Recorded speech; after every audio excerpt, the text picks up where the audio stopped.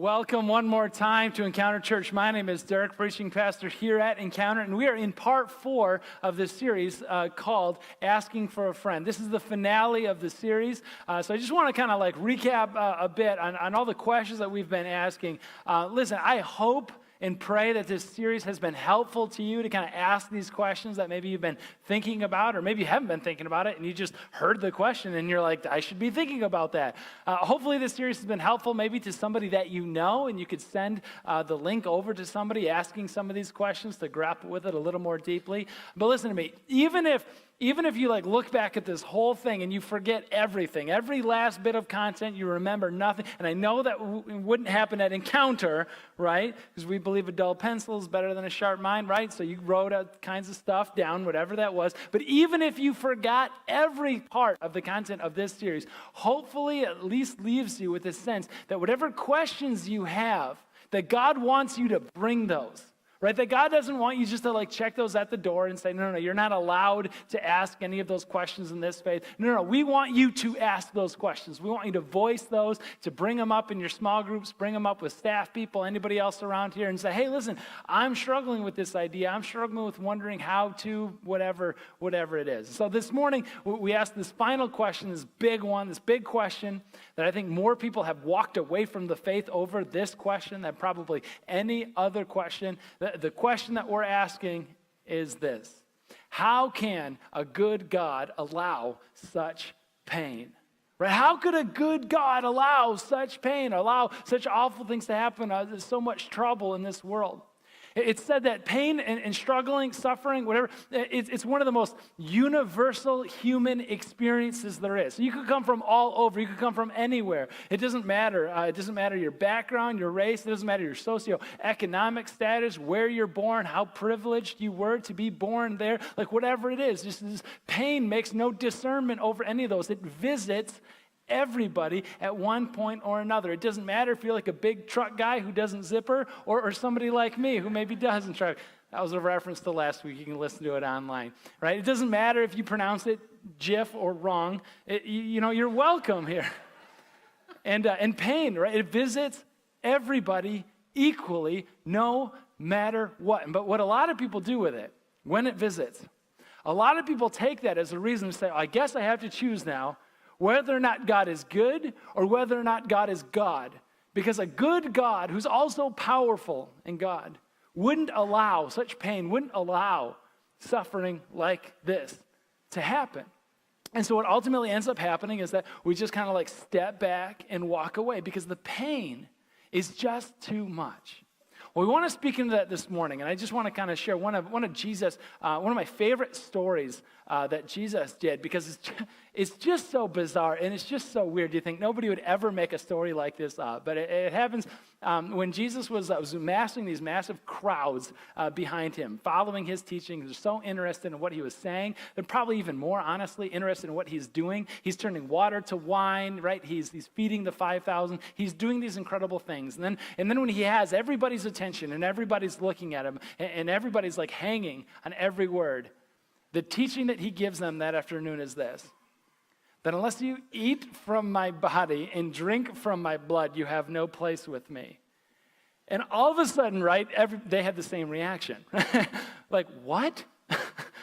I'm sorry, like, can we go back to like the miracles and the feeding and the healing of the blind people and stuff? Can we go back to that again? All of a sudden, right, what happened? It got weird. It got really weird. What in the world is Jesus talking about? And so what happened? Everybody just starts leaving, and they just start like walking away. Like, listen, I don't know. I was with you, but I'm not touching that thing, right? And so everybody just walks away except for a few. And Jesus turns to those few, his disciples, and he goes, what about you guys? Are you too going to leave? And I love what Peter says. He gives us the response. He says, Jesus, where would we go?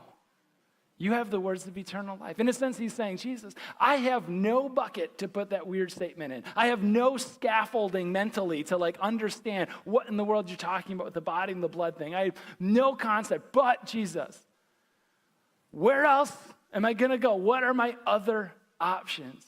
And so I just want you to kind of consider that as we ask this question together is how can a good God allow such pain? Because sometimes pain comes and we're like, listen, I am out. I'm refusing to believe there's a God who is both God and good at the same time when so much pain exists. So we just want to like wash our hands with it and say, I guess it's all just random. I guess it's all just atoms smashing into each other. I guess it's all just kind of a genetic lottery that some people are winning at and some people are losing at. I guess there's no meaning or there's no justice, there's no anything behind it all. It just is what it is.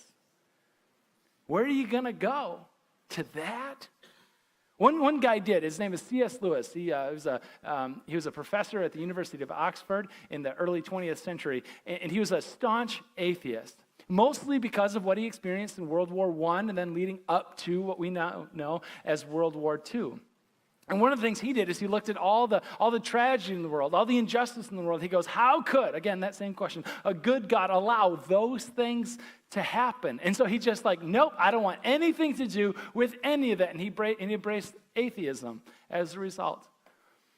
Until he started thinking about it a little bit further beyond that, right? Until he started thinking like, listen, wait a second. If I'm right and there's no God at the center of anything, it also means that I'm right and everything is just sort of like random atoms smashing into each other. If I'm right and there's no God behind any of it, I guess it's also true that I don't have a right to protest. I don't have a right to complain. I don't have a right to say, listen, there's injustice in the world and somebody, somewhere, sometime should do something about it.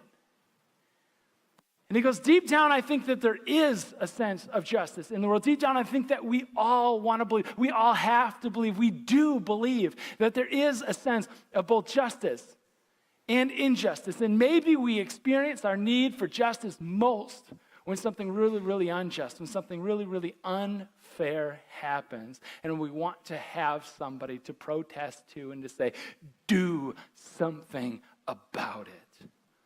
And that's what I love about the story of God that we call the Bible, because it's a collection of a lot of different letters, a lot of different books. And this is not a theological treatise explaining or justifying, rationalizing a good, all-powerful God in light of evil in the world. No. The Bible doesn't do that. It's not a series of proofs or theorems or philosophical propositions.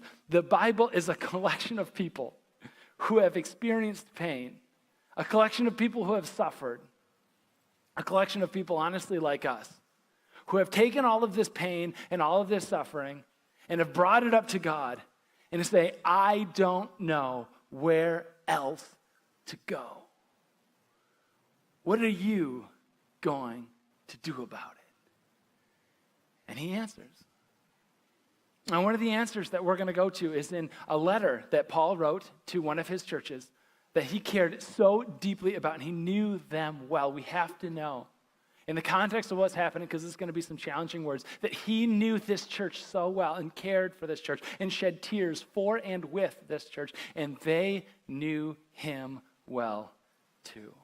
If you have a Bible, you can flip to 2 Corinthians. We're going to go to 2 Corinthians 4. Again, as you heard in our Next Steps video, we're phone-friendly church. So if there's like blue screen over your face, that's awesome. It's probably the Bible app, so we're going to go with that. There's also Bibles underneath the chairs in front of you. You can flip to we can flip to the passage that way, and the words are going to be on the screen. 2 Corinthians 4, and we're going to camp out in just 3 verses today, 16, 17, and 18. 2 Corinthians 4, 16 starts off, therefore, Paul says, therefore, we do not lose heart. Though outwardly, he acknowledges, we are wasting away, yet inwardly we're being renewed day by day. We have to start a conversation about pain with that opening line, the acknowledgement that Paul gives to say, like, listen, it's like we're wasting away little by little. The image that I get that this brings up for me is like playing on a beach somewhere, and maybe it's like building sandcastles, maybe it's digging a hole. I don't know, like whatever your favorite, like there's probably a personality inventory somewhere in there, but like you're building something or you're digging something, and maybe there's kids around or maybe not, I don't know, and the tide starts to come in. And you know what happens after you've been out on the beach all day and the tide starts to come in, the waves start coming and they come up like more and more all the time. And then so you're building something or digging something and the like unstoppable water force starts to come in, and wave by wave, and it hits the castle or fills the hole, and like slowly but surely, like that castle, the hole, it wastes away, and it's all brought back to that like original state of sand on the seashore, just nothing there. It's like no progress, nothing was built at all. And Paul's like, that kind of feels like what it's like when I'm trying to build something with my life. It's just like wave after wave. The tide is coming in, and anything that I've spent time building at, it's like the wave after wave just eroded it away, and slowly but surely, it's wasting away. Paul goes, yeah, I know what that's like. This other letter that he wrote in the book of Philippians, he's writing about what it's like to have almost lost a close dear friend of his, Epaphroditus.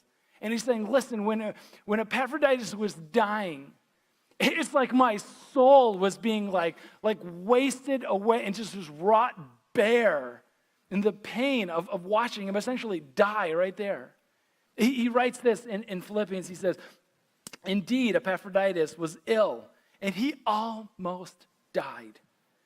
But God had mercy on him, and not on him only, but also on me. And he goes, to spare me, and I love this phrase, to spare me sorrow upon sorrow.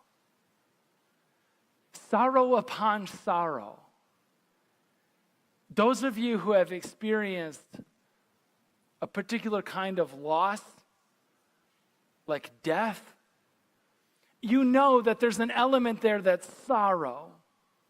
But then there's like this whole other layer on top of that that's like sorrow on that sorrow. There's like this loss of not being with them anymore. But then there's like this sorrow on top of that to say, on this side of heaven, I'll never see them again. It's sorrow, but there's like sorrow on top of that sorrow. Some people writing this see this as a nautical term, actually. They see this as like those waves that I mentioned earlier, billowing in. Like the sorrow upon sorrow is like wave after wave that's hitting them. And Paul's writing, and no doubt Paul has experienced this grief in the past, and he's writing about this moment, and he's going, no, it's sorrow. Wave after wave hitting me. That's grief. And some of you have experienced grief like that. You're like, yeah, that's the waves that come. That's the wave. Sometimes when you're bracing for impact and a wave comes and it knocks you off your feet. Even though you know it's coming, it's so much more powerful than you thought. And all of a sudden it comes, it hits you. And then you're disorientated. And it knocks you off your feet and you don't know what's up, what's down. You think down is up and up it's down. And you're all disorientated in your mind. And finally, maybe you find ground and you spring up and you gasp for air. And you get a breath only just before another wave comes and smacks you down. And the whole thing happens. That's grief. That's sorrow upon sorrow. And you best not turn your back to the ocean, to the waves, because if you do, one will catch you that you had never expected before. One person, Levi Lusko, who wrote the book Through the Eyes of a Lion, he's writing about the time that he walked into his kitchen and his daughter, 10 years old, was having an asthma attack. And he reaches for the inhaler, something that they've done countless times previously, only this time was the only time. It didn't work. And he remembers being in high school as a youth leader, and he was learning CPR, and so he immediately starts chest compressions one after another. After getting to the hospital, a doctor walked out of the room and said, "There is nothing else we can do." And he writes, he says, it's sorrow upon sorrow. I can brace for the impacts that I know are coming. On her birthday, on the anniversary of her death. But then a wave of sorrow comes at a random 4th of July grill out, and it completely disorients me. It's sorrow upon sorrow. And it's like my heart, my life, anything good I'm trying to build in this world is being wasted away. But somehow through it all, there's like a renewal. Outwardly, I'm being wasted away, but like inwardly, something is happening. Something is going on beneath the surface. It's like the pain isn't wasted. Inwardly, I'm being renewed. Paul continues in verse 17, the very, very next verse in our passage, and he says, "For our light and momentary troubles are achieving for us an eternal glory that far outweighs them all." I just want to be as clear as I can that when he calls those troubles light and momentary, that is less of a statement or a comment on the troubles of a dying friend and more a statement on the eternal glory that far outweighs and is coming. That's what Paul hung on to. He knew not to make light of the things of this world that hurt us. Keep in mind, this was a church he knew well and that they knew him well. This was a church, this was a guy writing to a church that knew. This was somebody who's been, in the same letter he writes, he's been shipwrecked, he's been stoned to death twice, like figure that one out. He's been whipped, he's been flogged, he's been constantly imprisoned, he's been impoverished, arrested a number of times. I mean, he has been through it. He would be martyred for his faith. He knew this is coming. He knew his life is going to end like this. He's putting it on the line constantly and saying, this is what's going to happen. He experiences all of this. And in the very same letter, he backs up and he goes, no.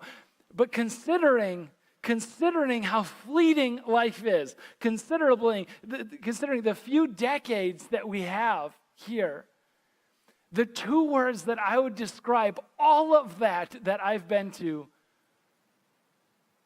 are light and momentary. When you weigh it up against it all, it does something. There's pain in the purpose. Even impossible pain brings this incomprehensible power. I'll say it like this. A number of years ago, an author wrote a memoir. He had lived a tremendously hard life. His name was James Meachmer, and he writes about this, and he said he grew up on his dad's farm, and at the end of the farm on the property line, there was a different farmer, an old man, and he said he watched one day as this guy steps out of his house, and he goes up to this apple tree that hadn't produced much of anything for as long as he could remember as a little kid.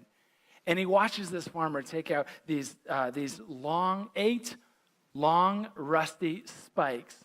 And one by one, he takes the first four and along the base of the tree, and he just like knocks it into the heart of the tree, 90-degree angles, one on every side. And then he takes the next four, and this time up, just before where the trunk splits out into the branches. And he knocks, again, another four, one on each side, into the trunk of the tree higher up this time. And he said that happened in springtime. That fall, there was this bumper crop of apples like I had never seen before. So I had to go up to the farmer and ask him, like, what happened, man? And the old farmer just looks at him and says, sometimes a tree like that needs to be jolted awake to be reminded to do what it's supposed to do, produce fruit. And he goes, what about those nails? Was it important that they were rusty? And the old man says, I don't know. Maybe it helped with your absorption of minerals within them. I'm not sure. Was it important that there were 8 of them? No more, no less. Would one have worked? And he said, if you're going to send a message, you best be sure it's heard. Would you have to do it again next year? A considerable jolt like that should last 10. And that was it. The pain. I mean, it has a purpose. Timothy Keller, he writes about this sort of thing, and he's saying one of the ways that we see it play out, one of the ways he has seen it in his book, The Reason for God, he said that one night he had the dream that nobody ever wants to have. It's a nightmare. It's the wake up in a cold sweat, wake up terrified at what's happening next. He wakes up and he firmly believed from his dream that he had just lost his family. They had all just passed away, everybody, and he was the only one left.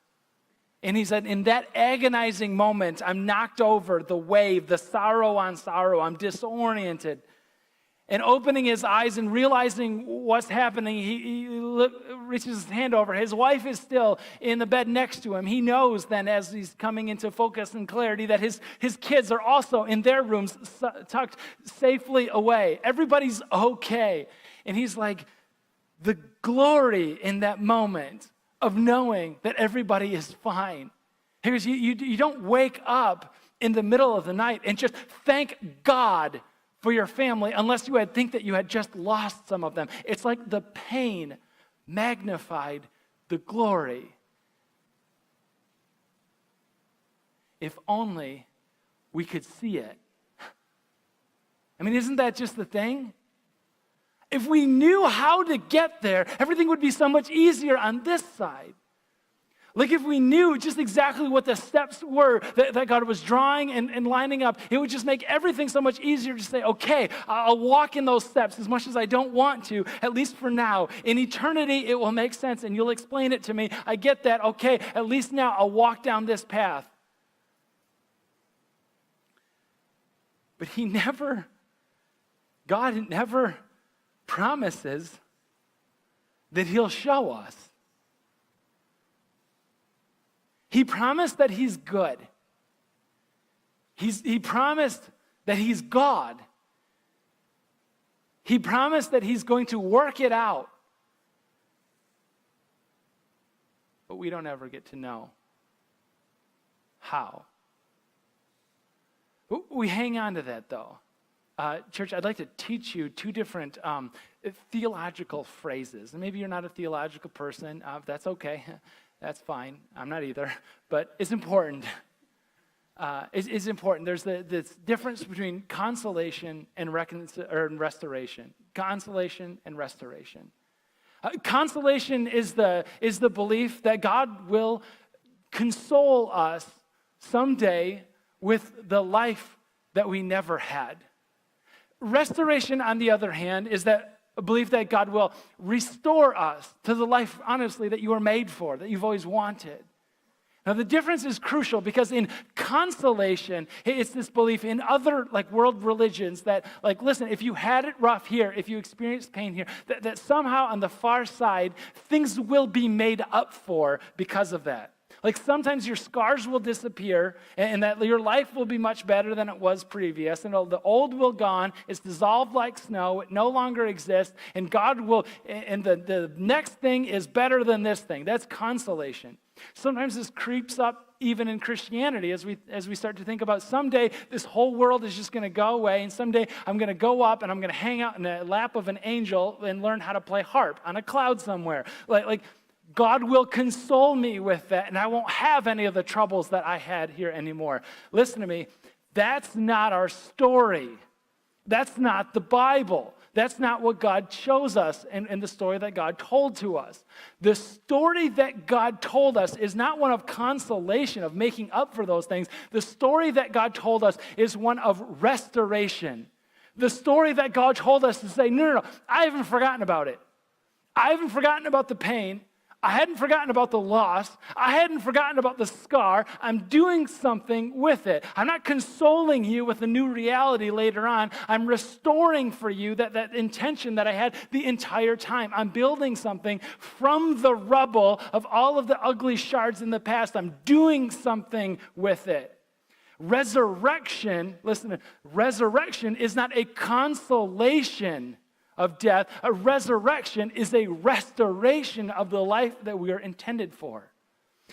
Get this. The early church, those first followers of Jesus, they had such a hard time with this, right? Because they wanted to be consoled of so much. They had so little going for them. And it was such a struggle, a hurdle to get over for them to read these first eyewitness accounts of Jesus when he rises from the dead, resurrection. Not just he was dead a little while and then he came back. This was his new physical and spiritual resurrection story. This was like a down payment on what's going to happen for all of us who believe in him. Right? And this resurrection story that Jesus came back, and it was so frustrating to those early Christians because Jesus comes back and he's still bearing the scars from his life and in his death. The Thomas story of Thomas saying, listen, unless I see the hands and side, I will not believe. And then Jesus shows up in the doubt of Thomas and he says, touch. Put your hand in my side. Stop doubting. Believe. And the hard part that they had with this whole thing is to say, why the scars? If Jesus was resurrected, he could have resurrected his new glorious body any way possible. Why would he keep the marks?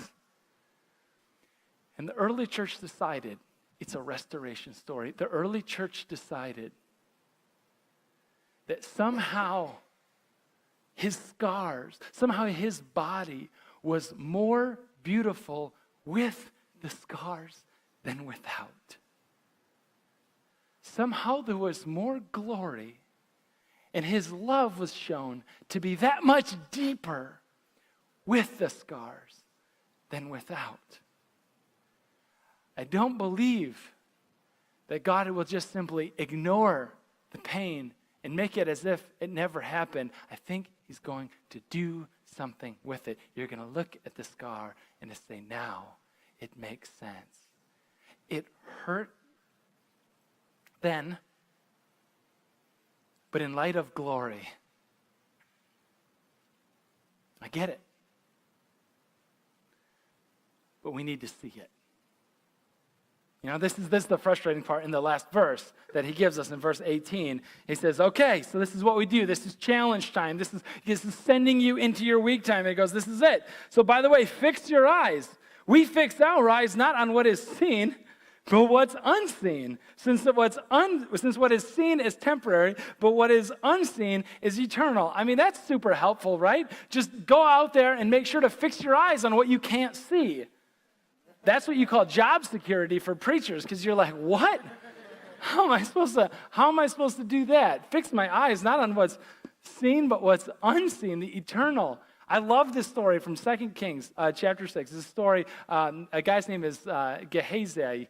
And Gehazi is an Old Testament guy, right? He had an important job. He was a servant to somebody who's very, very well known. Chances are you have not heard of Gehazi, but chances are potentially you have heard of his boss, Elisha. Now, his boss, Elisha, had incredible power, a miraculous power even as a prophet. And Elisha, as this prophet, had the power to listen in and to hear the plans of Israel's enemies in this, like, a country a whole huge distance away. And Elisha had this power of knowing what they were up to even before it happened, which made him a huge asset for Israel and a huge liabilities for basically everybody else. And so this other king decided we cannot have somebody like Elisha and his servant Gehazi around here anymore. We need them to be done and over. We're gonna finish this thing off. So he mobilizes this army and shows up right outside the door. And Gehazi, he looks out of the window and he sees hundreds of soldiers. He sees horses. He sees chariots. He sees this whole huge thing, and he sees they're just about ready to kick down the door, spill in like ants through a crack at a picnic, and just like end this whole thing. And Gehazi's in this understandable panic because he's living out the very last few moments of his life. And Elisha just looks over them, cool as a cucumber, as we say in my house, and he just kind of winks. He didn't wink, but he says, don't worry, because there's more of us than there are in them. And that's how you know that ministry is a humanities degree, because it didn't involve math. There's two of them. There's hundreds of soldiers. The soldiers are literally surrounding them on every side. And Gehazi's like, you've got to be kidding me. 200 on all sides. Elisha, they have us surrounded. And so Elisha, I think he just winks again, maybe twice this time, and he prays a simple prayer. He says, Lord, open his eyes. And the good prayers don't have to be long. Lord, open his eyes, and he did. And Gehazi takes another look out, and he sees that his enemies still have him surrounded on every side. But he looks, and for now, the first time, just beyond that, he sees glorious, glimmering warriors all around them. And now he looks up, and it's like they're cascading down from heaven. Because there must have been over 100,000 of these heavenly soldiers on every side of them now. And church, the point is clear. The point, Gehazi, those angels didn't just appear. They didn't just show up when his eyes were opened. They were there the whole time. God simply opened his eyes to see them. Some of you need to hear that today because you're in like this moment. You're in like this grief time, or you will be at some point. Some of you need to know that because it's Saturday. I know it's not actually literally Saturday, okay? But what's Saturday? Don't say the day between Friday and Sunday. We know that too. Saturday is an important day. Saturday isn't just for PJs and pancakes. Saturday is the day after Good Friday when Jesus' body stayed in the grave. Now, Sunday was coming, but the disciples, they didn't know about Sunday, so they just had Saturday. And their grief in that moment had them surrounded. And so when you leave today, pray that Elisha prayer and to say, God, I can't see what I can't see. Open my eyes. Tell me what you see. Tell me that even though grief has me surrounded, God, you are surrounding my grief. That God never promised that we wouldn't have trouble in this world. He never promised there wouldn't be pain. He never promised that you wouldn't suffer. Church, he did promise that you would never suffer alone. Can you stand up for a minute? As we head into this this final song, it's one that we've done before, Another in the Fire. And I think it's going to speak to your Saturday moment. I think it's going to speak to this time when grief has you surrounded. The author of this song, Chris Davenport, his name is, he writes this song out of a place, and he almost, because of this, didn't release it because he was starting to lose faith in the words of the song. Now, it's a reference to the Nebuchadnezzar story in Shadrach, Meshach, and Abednego. It's a reference to how they refused to bow to the idols of this world, to bow to Nebuchadnezzar as God. And so they were thrown into the fire, except there wasn't just 3 in the fire, there were 4 walking around in there, this mysterious 4th one. Because what do we learn? He never promised that you wouldn't suffer, but that you wouldn't suffer alone. There's 4 of them walking around. They come out of that fire and they didn't even smell burned. What Chris was going through when he wrote this song was that his son, who should have been running and playing and speaking by now, wasn't. And just before they released the song, as they were still writing it, he got the official diagnosis from the doctors to say that his son has autism. And listen, that in no way, I want to be clear on this, that in no way, the diagnosis, in no way diminished that boy's kindness, intelligence, or in any way his awesomeness. But it did mean that Chris's life would be different. It did mean that he would have to relearn or learn for the first time just how to communicate with his kid who couldn't sing and play. Not yet, he says. But as he released this song, he's like, let's sing this out for my boy who can't quite yet.